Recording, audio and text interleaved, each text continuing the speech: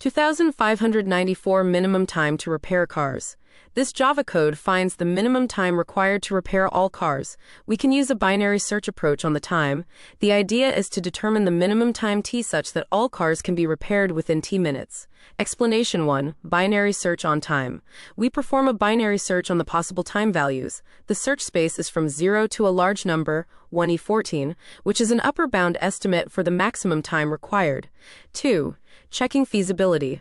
For each midpoint mid in our binary search, we check if it's possible to repair all cars within mid-minutes using the CanRepairAllCars function. 3. Calculating cars repaired. For each mechanic, given their rank, we calculate the maximum number of cars they can repair within the given time mid.